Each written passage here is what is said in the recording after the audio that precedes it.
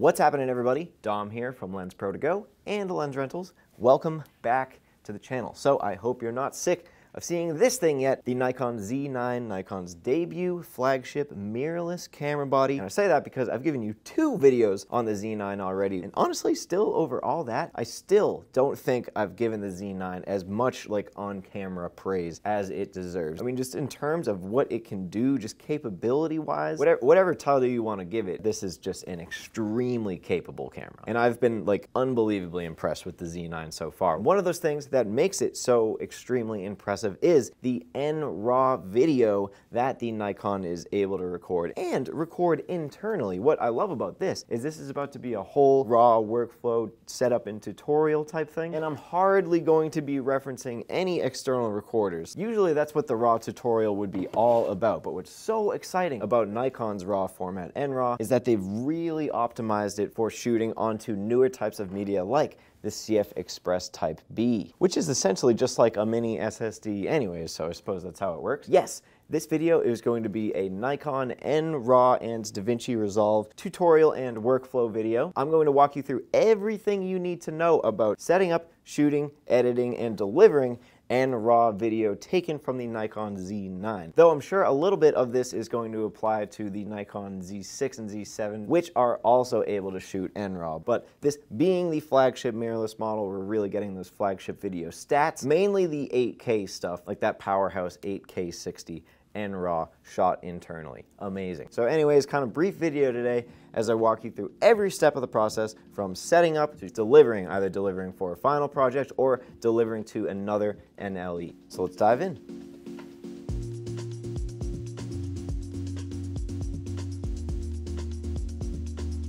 So real quick before you start, I'll link to my last video on the end screen of this video, but if you did see it, then you would have seen a lot of this amazing looking NRAW video already. I was able to shoot over a lot of different record modes, 8K 60, 4K at 120, there's 5.3K modes in the DX crop mode, there's 4K modes in a 2.3X crop mode up to 120 frames per second. Just in that NRAW recording mode category alone, you have so many useful tools at the tip of their fingertips now. And again, can't stress this enough, all recorded internally. And honestly, an added bonus here, navigating through those recording modes and file types and everything, super easy, very intuitively laid out. Honestly, more clear and intuitive to navigate that stuff than on some very video-focused systems that offer similar stuff. So yes, this NRAW video from the Z9 looks absolutely phenomenal. It's really like everything you want RAW video to be. Without getting too nerdy, I do kind of want to comment as to why that is,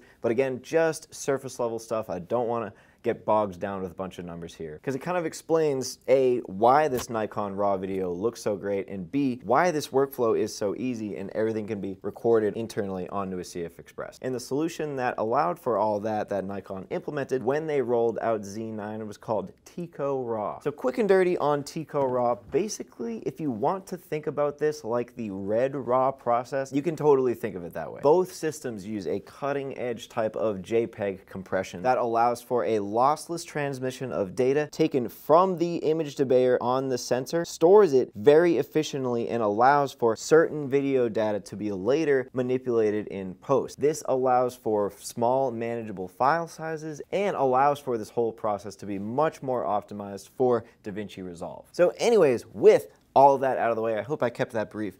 Let's dive into this NRAW video setup and workflow with the Z9. Of course, obviously, I'm going to need one Nikon Z9.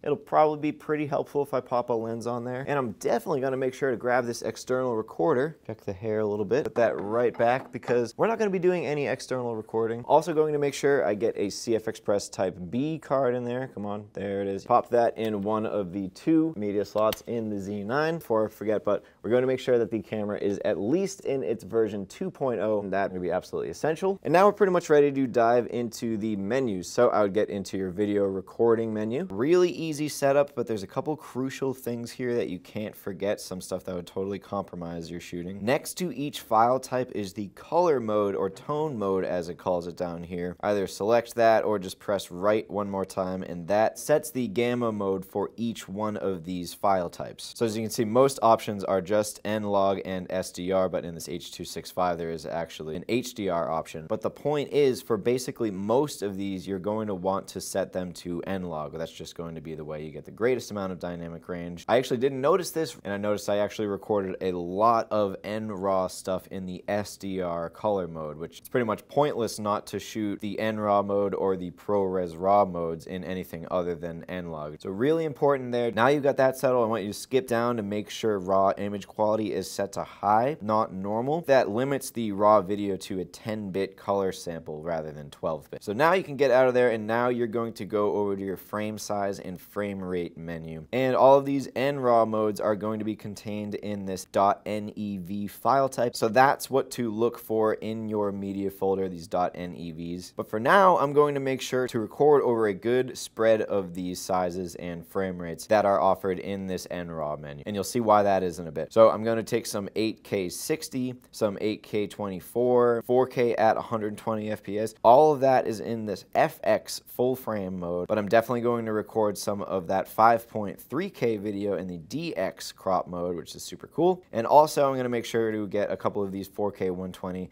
at the 2.3x crop. I just want to get a good variety of footage, not just one frame rate and size. So as for ISO and exposing for NRAW, ISO, this is not going to be one of those exposure values that's able to be manipulated as such in post. Changes to the ISO are baked into the video clip, and the base ISO for N-Log is the lowest value available here at 800. Now as for exposure, as with all of the best RAW formats, it's pretty highlight heavy. As you're exposing for Nikon RAW, I would honestly expose for the shadows, seemingly blow out all of those highlights, really get everything above the middle of your histogram, because in post, pulling down those highlights is going to go a lot better than pulling up shadows and pulling up black values. But that's not to say the shadows don't recover well. So anyways, now that I've got a couple of clips recorded in NRAW, I'm going to pop that card out of the camera and into the reader. Here you'll see they come up as these .nev files. For each one of these, there's going to be a low-res sidecar MP4 file. Do not work with these. They are basically proxy files. And now that begins the DaVinci Resolve chapter of this little tale. So the paid version of DaVinci is going to be the best and probably the only option for this, considering that we're going for an 8K 60 export and you need Resolve Studio for that. And I suppose this is also a good time to download the Z9 N-Log to Rec 709 conversion LUT. So I'll link that in the description, and also I'll link this too, but Nikon provides a pretty helpful guide for this Resolve workflow. So kind of following their direction here, I'm going to create a project in Resolve. I have like 10 projects in there just called NRAW, so this is going to be called NRAW YouTube. I'm immediately going into File and selecting Project Settings. Now in this first tab, Master Settings, we're going to set the timeline resolution to 8K Ultra HD 7680 by 4320, square pixel ratio of course, and that frame rate is going to be 5994. And even considering all of the different sizes and frame rates, and I'm still going to want to set my timeline resolution to 8K 60. Now 2 tabs down in color management, we're going to set color science to DaVinci YRGB. An important note here, timeline color space goes to Rec 709 Gamma 2.4, and the output color science goes same as timeline. Now you don't have to do this next part here, but personally I think this is the easiest because I'm only working with NRAW footage in this timeline, and that's the only reason I'm using Resolve, because I'm bringing it into Premiere afterwards. So otherwise you can save your changes thus far, but for my workflow I'm going to want to set an input LUT. So all of the media I drop into this project already has Nikon's provided conversion LUT on it, and I don't have to add it clip by clip. So I'll select this first drop down, input lookup table, select my Nikon provided LUT, and if it's not here, you just have to drag the cube file in there using this open LUT folder, and then you'll probably have to update lists above that too. Now I'm going to save these settings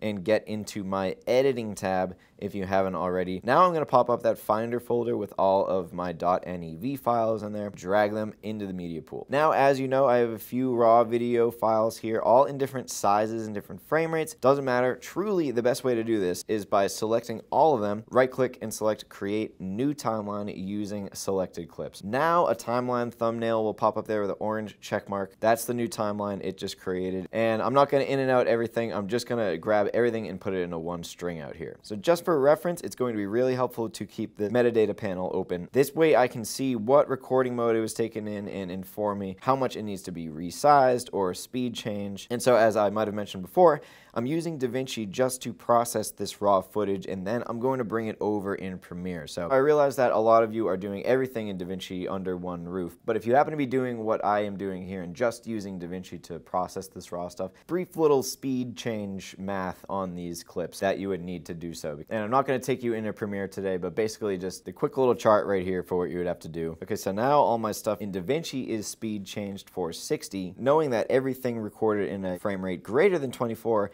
in Premiere is now going to require some sort of speed change. Now let's talk about the fun stuff.